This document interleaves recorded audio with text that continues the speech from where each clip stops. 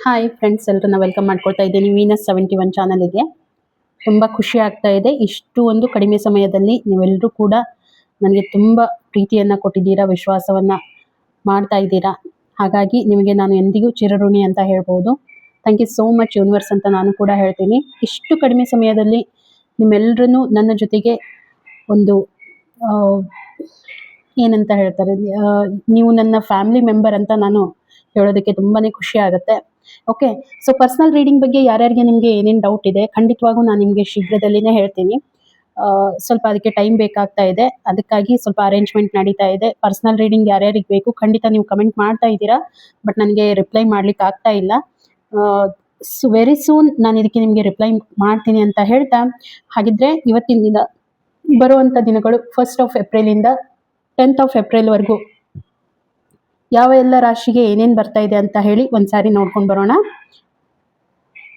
ಹಾಗಿದ್ರೆ ಫ್ರೆಂಡ್ಸ್ ಬನ್ನಿ ನೋಡೋಣ, ಕರ್ಕ ರಾಶಿಯವರಿಗೆ ಬರುವಂಥ ದಿನಗಳು 1 ಏಪ್ರಿಲಿಂದ 10 ಏಪ್ರಿಲ್ವರೆಗೂ ಯಾವ ರೀತಿ ಎಲ್ಲ ಇರುತ್ತೆ. ಅವರ ಒಂದು ಹೆಲ್ತ್ ಆಸ್ಪೆಕ್ಟ್ ಇರ್ಬೋದು, ಅವರ ಒಂದು ಕರಿಯರ್ ಅಥವಾ ಅವರ ಜಾಬ್ ಏನಿದೆ ಅದ್ರ ಬಗ್ಗೆ ತಿಳ್ಕೊಳ್ಳೋಣ. ಏನಾದರೂ ಚಾಲೆಂಜಸ್ ಬರ್ತಾ ಇದೆಯಾ, ಅದನ್ನ ಯಾವ ರೀತಿ ಸಾಲ್ವ್ ಮಾಡ್ಕೋಬೇಕು, ಏನು ಮಾಡಬೇಕು ಅಂತ ಹೇಳಿ ನೋಡೋಣ. ಮತ್ತೆ ಈ ಒಂದು ರೀಡಿಂಗ್ ಅನ್ನು married, unmarried, first second marriage ಯಾರಾದರೂ ನೋಡ್ಬೋದು, ಸಿಂಗಲ್ ಇದ್ದವರು ಕೂಡ ನೋಡ್ಬೋದು. ಹಾಗಿದ್ರೆ ಇನ್ನೂ ಹೇಳಬೇಕು ಅಂತಂದರೆ ರೀಡಿಂಗನ್ನು ಆದಷ್ಟು ಶೇರ್ ಮಾಡಿ, ಯಾಕಂತಂದರೆ ನಿಮ್ಮ ಕಾಲೀಗ್ಸ್, ಫ್ರೆಂಡ್ಸ್ ಯಾರಿರ್ತಾರೆ ಅವ್ರಿಗೂ ಕೂಡ ಅವರ ಒಂದು ರೀಡಿಂಗ್ ಎಲ್ಲ ರಾಶಿಯವ್ರದ್ದು ನಾನು ಹಾಕಿರ್ತೀನಿ. ಹಾಗಾಗಿ ಅವರು ಕೂಡ ಚೆಕ್ ಮಾಡಲಿ, ಅವ್ರಿಗೆ ಏನಾದರೂ ತೊಂದರೆಗಳಾಗ್ತಾ ಇದೆಯಾ ಅಂತ ಹೇಳಿ ತಿಳ್ಕೊಳ್ಳಿ. ಮತ್ತು ಅವ್ರಿಗೆ ಒಂದು ಹೆಲ್ಪ್ ಆಗುತ್ತೆ, ನನಗೂ ಕೂಡ ನಿಮ್ಮ ಕಡೆಯಿಂದ ಒಂದು ಸಪೋರ್ಟ್ ಆಗುತ್ತೆ. ಅಫ್ಕೋರ್ಸ್ ನೀವೆಲ್ಲ ಕೂಡ ತುಂಬ ನನಗೆ ಸಪೋರ್ಟ್ ಮಾಡ್ತಾ ಇದ್ದೀರಾ. ಥ್ಯಾಂಕ್ ಯು ಸೋ ಮಚ್ ಕರ್ಕ ರಾಶಿಯವ್ರಿಗೆ ಅಂತ ಹೇಳ್ಬೋದು. ಯಾಕೆ ಹೇಳ್ತಾ ಇದ್ದೀನಿ ಅಂತಂದರೆ, ಇಷ್ಟು ಕಡಿಮೆ ಸಮಯದಲ್ಲಿ ಇಷ್ಟೆಲ್ಲ ಪ್ರೀತಿಯನ್ನು ತೋರಿಸ್ತಾ ಇದ್ದೀರಾ, ಇಷ್ಟು ವಿಶ್ವಾಸ ಮಾಡ್ತಾ ಇದ್ದೀರಾ, ಅದಕ್ಕಾಗಿ ತುಂಬ ಥ್ಯಾಂಕ್ ಯು ಅಂತ ಹೇಳ್ತಾ ಇದ್ದೀನಿ. ಥ್ಯಾಂಕ್ ಯು ಯೂನಿವರ್ಸ್ ಅಂತ ಹೇಳಬೇಕು. ಇಷ್ಟು ಚೆನ್ನಾಗಿರೋ ಫ್ರೆಂಡ್ಸ್ ಎಲ್ಲ ನನಗೆ ಸಿಕ್ಕಿದ್ದಾರೆ ಈ ಒಂದು ಪ್ಲ್ಯಾಟ್ಫಾರ್ಮ್ ಮುಖಾಂತರ ಅಂತ ಹೇಳಲಿಕ್ಕೆ ಇಷ್ಟ ಆಗುತ್ತೆ, ಇಷ್ಟ ಹೇಳಲಿಕ್ಕೆ. ಓಕೆ, ಸೊ ಹಾಗಿದ್ರೆ ಬರೋ ಅಂಥ ದಿನಗಳು ಕರ್ಕ ರಾಶಿಯವ್ರಿಗೆ ಏನೆಲ್ಲ ಬರ್ತಾ ಇದೆ. ಹೆಲ್ತ್ ಆಸ್ಪೆಕ್ಟಿಂದ ಎಲ್ಲ ಚೆನ್ನಾಗಿ ಅಂದರೆ ಮಾಡ್ತಾ ಇದ್ರಿ, ಏನು ನಿಮಗೆ ತೊಂದರೆ ಅಂತ ಏನೂ ಇದ್ದಿದ್ದಿಲ್ಲ. ಬಟ್ ಇವಾಗ ಏನಾದರೂ ನಿಮಗೆ ಸಮಸ್ಯೆ ಇದೆಯಾ ಅಂತ ನನಗೆ ಅನ್ನಿಸ್ತಾ ಇದೆ. ಹೌದು, ಸಮಸ್ಯೆ ಎಲ್ಲೋ ಒಂದು ಕಡೆ ಪ್ರೆಸೆಂಟ್ ಮೂಮೆಂಟು ಏನೋ ಒಂದು ನಿಮ್ಮ ಒಂದು ಆರೋಗ್ಯದಲ್ಲಿ ಏನಾದರೂ ಸಮಸ್ಯೆ ಬರ್ತಾ ಇದೆ ಅಂತ ನನಗೆ ಕ್ಲಿಯರ್ ಆಗಿ ಕಾಣ್ತಾ ಇದೆ ಆರೋಗ್ಯದ ವಿಷಯದಲ್ಲಿ. ಓಕೆ, ನಿಮ್ಮ ರೂಟೀನ್ ಚೇಂಜ್ ಆಗಿರುವಂಥದ್ದು ಇರ್ಬೋದು, ಏನೋ ಏನಾದರೂ ಒಂದು ಅಡಿಕ್ಷನದ್ದು ಏನಾದರೂ ಇಶ್ಯೂ ನಡೀತಾ ಇದೆಯಾ. ಅಡಿಕ್ಷನ್ ಅಂತಂದರೆ ಸ್ಮೋಕಿಂಗ್ ಇರ್ಬೋದು, ಆಲ್ಕೋಹಾಲ್ ಇರ್ಬೋದು, ಈ ರೀತಿ ಏನೋ ಒಂದು ಹಾರ್ಮ್ಫುಲ್ ಆಗಿರೋವಂಥ ಒಂದು ಹೆಲ್ತ್ ಮ್ಯಾಟ್ರಲ್ಲಿ ಇದ್ದೀರಾ, ಹೆಲ್ತ್ ನಿಮಗೆ ಪ್ರಾಬ್ಲಮ್ ಆಗಿದೆ ಅಂತ ನನಗೆ ಅನ್ನಿಸ್ತಾ ಇದೆ. ಓಕೆ, ಸಡನ್ನಾಗಿ ನಿಮಗೆ ಏನಾದರೂ ಇವೆಂಟ್ ಆ ರೀತಿ ಬರೋವಂಥದ್ದು ನನಗೆ ಅನ್ನಿಸ್ತಾ ಇದೆ ಹೆಲ್ತ್ ಆಸ್ಪೆಕ್ಟಿಂದ.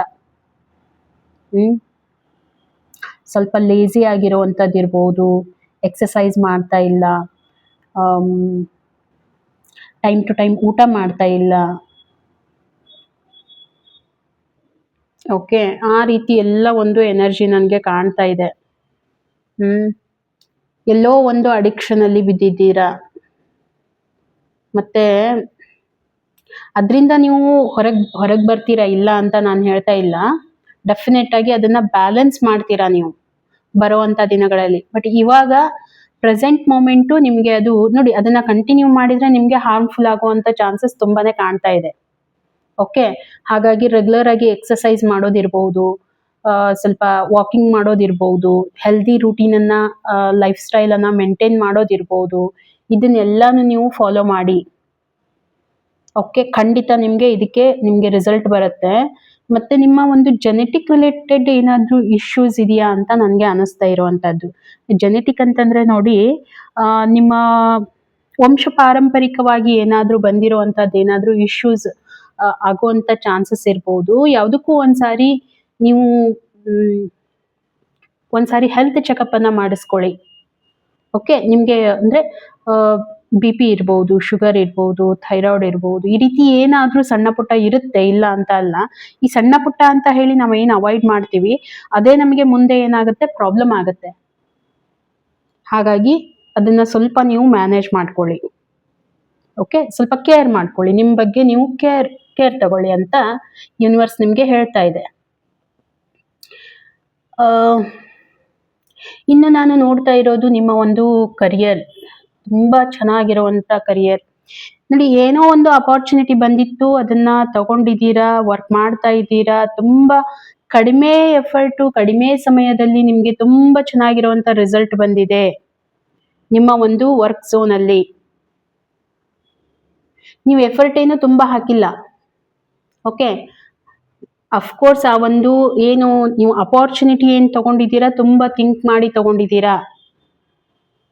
ಹಾಗಾಗಿ ನಿಮ್ಗೆ ರಿಸಲ್ಟ್ ಕೂಡ ಅಷ್ಟೇ ಚೆನ್ನಾಗಿರುವಂತದ್ದು ಬರ್ತಾ ಇದೆ. ಪ್ರೆಸೆಂಟ್ ಮೂಮೆಂಟು ನೀವು ತುಂಬಾ ಏನು ಹಾರ್ಡ್ ವರ್ಕ್ ನೀವೇನು ಮಾಡಿಲ್ಲ. ಓಕೆ, ಹಾರ್ಡ್ ವರ್ಕ್ ಅಂದ್ರೆ ಸ್ವಲ್ಪ ಏನು ವರ್ಕ್ ಮಾಡಬೇಕು ಅಂದ್ರೆ ನೀವು ಕಡಿಮೆ ಎಫರ್ಟ್ ಹಾಕಿದ್ದೀರಾ, ರಿಸಲ್ಟ್ ತುಂಬಾ ಚೆನ್ನಾಗಿ ಬರ್ತಾ ಇದೆ ಅನ್ನೋವಂಥದ್ದು ಯೂನಿವರ್ಸ್ ಇಲ್ಲಿ ಹೇಳ್ತಾ ಇರುವಂತದ್ದು. ಸೊ ಎಷ್ಟು ರಿಲೇಟ್ ಆಯ್ತು ನನಗೆ ಖಂಡಿತ ಒಂದು ಕಮೆಂಟ್ ಮುಖಾಂತರ ತಿಳಿಸಿ. ಯಾಕಂತಂದ್ರೆ ಇಲ್ಲಿ ನಾನು ನೋಡ್ತಾ ಇದ್ದೀನಿ, ತುಂಬಾ ಚೆನ್ನಾಗಿರುವಂತ ಎನರ್ಜೀಸ್ ಬರ್ತಾ ಇದೆ ನಿಮ್ಮ ಒಂದು ಕರಿಯರ್ ಅಲ್ಲಿ. ಸ್ವಲ್ಪ ನೆಗ್ಲಿಜೆನ್ಸಿ ಬೇಡ. ನೀವೇನೋ ಅಚೀವ್ಮೆಂಟ್ ಮಾಡಿದ್ದೀರಾ ನಿಮ್ಮ ಬಿಸ್ನೆಸ್ ಅಲ್ಲಿ ಇರ್ಬೋದು, ನಿಮ್ಮ ಜಾಬ್ ಅಲ್ಲಿ ಇರ್ಬೋದು, ಸಕ್ಸಸ್ ಬೇಗ ಬಂದಿದೆ. ಆದ್ರೆ ಅದನ್ನ ನಿಮ್ಮ ಒಂದು ಸೆಲ್ಫಿಶ್ನೆಸ್, ಈಗೋಸ್ಟಿಕ್ ಇಂದ, ಕೇರ್ಲೆಸ್ ಇಂದ, ಅಥವಾ ತುಂಬಾ ಗ್ರೀಡಿ ಅಂದ್ರೆ ಸ್ವಲ್ಪ ಜಾಸ್ತಿ ಆಸೆಯಿಂದ ಅದನ್ನ ಕಳ್ಕೊಳ್ಳಿಕ್ ಹೋಗ್ಬೇಡಿ. ಅಂದ್ರೆ ಮುಂದೆ ನಿಮ್ಗೆ ಮತ್ತೆ ಏನಾದ್ರೂ ಪ್ರಾಬ್ಲಮ್ ಆಗುವಂತ ಚಾನ್ಸ್ ಇದೆ. ಯೂನಿವರ್ಸ್ ನಿಮ್ಗೆ ಇಷ್ಟು ಕೊಡ್ತಾ ಇದೆ, ಅದಕ್ಕೆ ತುಂಬಾ ಥ್ಯಾಂಕ್ಫುಲ್ ಆಗಿರಿ. ಹೌದಾ? ಕೆಲವೊಂದ್ಸಾರಿ ಏನ್ ಮಾಡ್ತೀವಿ, ನಾವು ಇರೋದನ್ನ ಬಿಟ್ಟು ಇರದೇ ಇರೋದಕ್ಕೆ ತುಂಬಾನೇ ಆಸೆ ಎಲ್ರಿಗೂ ಕೂಡ ತಪ್ಪಿದ್ದಲ್ಲ. ಇವನ್ ನೀವಿರ್ಬೋದು, ನಾವೆಲ್ಲರೂ ಮನುಷ್ಯರೇ ಅಂತಂದಾಗ ಅಫ್ಕೋರ್ಸ್ ಅದ್ರ ಬಗ್ಗೆ ನಾವು ಥಿಂಕ್ ಮಾಡೇ ಮಾಡ್ತೀವಿ. ಹಾಗಾಗಿ ಇಲ್ಲಿ ಯೂನಿವರ್ಸ್ ಏನ್ ಹೇಳುತ್ತೆ ಅಂತಂದ್ರೆ, ಓಕೆ, ನೀವೇನ್ ಹಾಕ್ತಾ ಇದ್ರೆ ಎಫರ್ಟು, ಅದಕ್ಕೆ ನಿಮ್ಗೆ ಬರ್ತಾ ಇದೆ, ಇಲ್ಲ ಅಂತ ಅಲ್ಲ. ಅದಕ್ಕೆ ನೀವು ತುಂಬಾನೇ ಮತ್ತೆ ಇನ್ನು ಸ್ವಲ್ಪ ಅದಕ್ಕೆ ಆಸೆ ತೋರಿಸ್ಲಿಕ್ಕೆ ಹೋಗ್ಬೇಡಿ. ನೆಗ್ಲಿಜೆನ್ಸಿ ಬೇಡ. ಚೆನ್ನಾಗಿ ನಡೀತಾ ಇದೆ ಅಂತ ಹೇಳಿ ಇನ್ನೊಬ್ಬರ ಮೇಲೆ ಬಿಟ್ಬಿಡೋದು, ಈ ರೀತಿ ಎಲ್ಲ ಬೇಡ. ಸ್ವಲ್ಪ ನೀವೇನ್ ಮಾಡ್ಬೇಕು, ನಿಮ್ಮ ಕಂಫರ್ಟ್ ಝೋನನ್ನ ಬಿಟ್ಟು ಹೊರಗಡೆ ಬಂದು ಮತ್ತೆ ನೀವೇನ್ ಮಾಡ್ತಾ ಇದ್ದೀರಾ ಅದನ್ನ ಕಂಟಿನ್ಯೂ ಮಾಡ್ಕೊಳ್ಳಿ, ಚೆನ್ನಾಗಿರತ್ತೆ. ಒಂದು ರೆಸೊಲ್ಯೂಷನ್ ಅಂದ್ರೆ ಮುಂದೆ ಬರೋ ಅಂತ ದಿನಗಳು, ಇನ್ ಕೇಸ್ ನೀವೇನಾದ್ರೂ ಇವಾಗ ನೀವು ಸುಧಾರಣೆ ಮಾಡ್ಕೊಳ್ಳಿಲ್ಲ, ಗ್ರೀಡಿನೆಸ್ ಅನ್ನೋದು, ಕೇರ್ಲೆಸ್ ಅನ್ನೋದು ಇದೆಲ್ಲ ಬಿಡ್ಲಿಲ್ಲ ಅಂತಂದ್ರೆ, ಈಗೋ ಆಗಿರುವಂತದ್ದು, ಇದನ್ನೆಲ್ಲ ಯಾಕೆ ಹೇಳ್ತಾ ಇದ್ದೀನಿ ಅಂತಂದ್ರೆ, ನಿಮ್ಗೆ ಯೂನಿವರ್ಸ್ ಮುಂದೆ ಏನ್ ಹೇಳ್ತಾ ಇದೆ ನೋಡಿ, ಬರೋ ಅಂತ ಫ್ಯೂಚರ್ ಅಲ್ಲಿ ನಿಮ್ಗೆ ಏನಾಗುತ್ತೆ, ಬಿಸ್ನೆಸ್ ಅಲ್ಲಿ ಸ್ವಲ್ಪ ಚಾಲೆಂಜಸ್ ಬರುವಂತ ಚಾನ್ಸಸ್ ನನ್ಗೆ ಕಾಣ್ತಾ ಇದೆ. ಮತ್ತೆ ನಿಮ್ಮ ಒಂದು ಲಕ್ಸುರಿ ಲೈಫ್ ಇರ್ಬೋದು, ನಿಮ್ಮ ಒಂದು ಫೈನಾನ್ಷಿಯಲಿ ಇರ್ಬೋದು, ಅಲ್ಲಿ ಡಿಕ್ರೀಸ್ ಆಗುವಂತ ಚಾನ್ಸಸ್ ಕೂಡ ನನ್ಗೆ ಕಾಣ್ತಾ ಇದೆ. ಗೋಲ್ಸ್ ಇಟ್ಕೊಂಡಿದ್ದೀರಾ, ಅದು ಪೂರ್ತಿ ಮಾಡ್ಲಿಕ್ಕೆ ಆಗ್ತಾ ಇಲ್ಲ ಅನ್ನೋ ಅಂತ ಒಂದು ಎನ್ವೈರನ್ಮೆಂಟ್ ಕೂಡ ನನಗೆ ಇಲ್ಲಿ ಅನಿಸ್ತಾ ಇರುವಂತದ್ದು. ಹಾಗಾಗಿ ಆದಷ್ಟು ನೋಡಿ, ಇದು ಫ್ಯೂಚರ್ ರೀಡಿಂಗ್ ಆಗಿದೆ. ಹಾಗಾಗಿ ನೀವು ಈಸಿಯಾಗಿ ಇದನ್ನ ಓವರ್ಕಮ್ ಮಾಡ್ಕೋಬಹುದು. ಈ ರೀತಿ ಆಗುತ್ತೆ ಅಂತ ಮುಂಚೆನೆ ಗೊತ್ತಾದಾಗ ನಿಮ್ಗೆ ಬ್ಯೂಟಿಫುಲ್ ಥಿಂಗ್ ಇದಾವಲ್ವಾ, ಸೊ ಅದನ್ನ ನೀವು ಸ್ವಲ್ಪ ಅದ್ರ ಮೇಲೆ ವರ್ಕ್ ಮಾಡಿದ್ರೆ ಡೆಫಿನೆಟ್ ಆಗಿ ಹೇಳ್ತೀನಿ, ಇದು ನಿಮ್ಗೆ ವರ್ಕ್ ಆಗುತ್ತೆ. ಹಾಗಿದ್ರೆ ಯೂನಿವರ್ಸ್ ನಿಮ್ಗೆ ಏನ್ ಹೇಳ್ತಾ ಇದೆ, ಯೂನಿವರ್ಸ್ ಕಡೆಯಿಂದ ಮೆಸೇಜ್ ಕೂಡ ನಾವು ಒಂದ್ಸಾರಿ ಚೆಕ್ ಮಾಡ್ಕೊಂಡು ಬರೋಣ. ಎನ್ಕರೇಜ್ಮೆಂಟ್ ಅನ್ನುವಂಥದ್ದು ನಿಮ್ಮ ಒಳಗಿಂದ ಬರುವಂತದ್ದು. ಓಕೆ, ಸೊ ಇನ್ಸ್ಪಿರೇಷನ್ ಇರ್ಬೋದು, ಮೋಟಿವೇಶನ್ ಇರ್ಬೋದು, ಅದು ನಿಮ್ಮಷ್ಟಕ್ಕೆ ನೀವೇ ತಗೋಬೇಕು. ಯಾವಾಗ್ಲೂ ಇನ್ಸ್ಪೈರ್ ಆಗಿರಿ, ಮೇಂಟೈನ್ ಮಾಡಿ, ಮತ್ತೆ ಶಾಂತವಾಗಿರಿ. ಎಷ್ಟು ಶಾಂತಿಯಿಂದ ಇರ್ತೀರಾ ಅಷ್ಟು ನಿಮ್ಗೆ ನಿಮ್ಮ ಒಂದು ಮೈಂಡ್ ಸೆಟ್ ಅಷ್ಟೇ ಗ್ರೋತ್ ಮಾಡುತ್ತೆ. ನಿಮ್ಗೆ ಬಿಸ್ನೆಸ್ ಡೀಲಿಂಗ್ಸ್ ಕೂಡ ಬರುತ್ತೆ ಅನ್ನೋ ಅಂಥದ್ದು. ಎಂಥ ಕ್ರಿಟಿಕಲ್ ಇದ್ರೂ ಕೂಡ ನೀವು ಒಳ್ಳೆ ಡಿಸಿಷನ್ಸ್ ಅನ್ನ ಮಾಡ್ತೀರಾ. ಅದಕ್ಕೆ ನೀವು ಏನ್ ಮಾಡಬೇಕು, ಸ್ವಲ್ಪ ಕೂಲಾಗಿ ಥಿಂಕ್ ಮಾಡಬೇಕು. ಏನಂತಾರೆ, ಬಹಳ ಇಮಿಡಿಯೇಟ್ ಆಗಿ ಡಿಸಿಷನ್ಸ್ ತಗೊಳ್ಳೋದು ಈ ರೀತಿ ಎಲ್ಲ ಬೇಡ. ಥಿಂಕ್ ಮಾಡಿ ಕೂಲ್ ಆಗಿರಿ, ಡೆಫಿನೆಟ್ ಆಗಿ ನಿಮಗೆ ಹೆಲ್ಪ್ ಆಗುತ್ತೆ ಅನ್ನುವಂಥದ್ದು ಯೂನಿವರ್ಸ್ ಕಡೆಯಿಂದ ಮೆಸೇಜ್ ಬರ್ತಾ ಇದೆ ಫ್ರೆಂಡ್ಸ್. ಹಾಗಿದ್ರೆ ಈ ರೀಡಿಂಗ್ ನಾನು ಆಲ್ರೆಡಿ ಹೇಳಿದೆ, ನಿಮಗೆ ಎಷ್ಟು ರೆಸೊನೇಟ್ ಆಗುತ್ತೆ ಅಷ್ಟನ್ನ ತಗೊಳ್ಳಿ, ಯಾಕಂತಂದ್ರೆ ಇದು ಒಂದು ಜನರಲ್ ರೀಡಿಂಗ್ ಆಗಿರುತ್ತೆ. ಎಷ್ಟು ರೆಸೊನೇಟ್ ಆಯಿತು ಖಂಡಿತ ನನಗೆ ಒಂದು ಕಮೆಂಟ್ ಮುಖಾಂತರ ತಿಳಿಸಿ. ಇಷ್ಟ ಆಯಿತು ಅಂತಂದ್ರೆ ಒಂದು ಲೈಕ್ ಕೊಡಿ, ಓಕೆನಾ. ನಿಮ್ಮ ಒಂದು ಲವ್ ರಿಲೇಶನ್ಶಿಪ್ ರೀಡಿಂಗ್ ಏನಿರುತ್ತೆ ನೆಕ್ಸ್ಟ್ ವಿಡಿಯೋದಲ್ಲಿ ನಾನು ಅಪ್ಲೋಡ್ ಮಾಡ್ತೀನಿ. ಹಾಗಾಗಿ ಸಿಗೋಣ ಇನ್ನೊಂದು ವಿಡಿಯೋದಲ್ಲಿ. ಅಲ್ಲಿವರೆಗೂ ಎಲ್ರಿಗೂ ಕೂಡ ಥ್ಯಾಂಕ್ ಯು.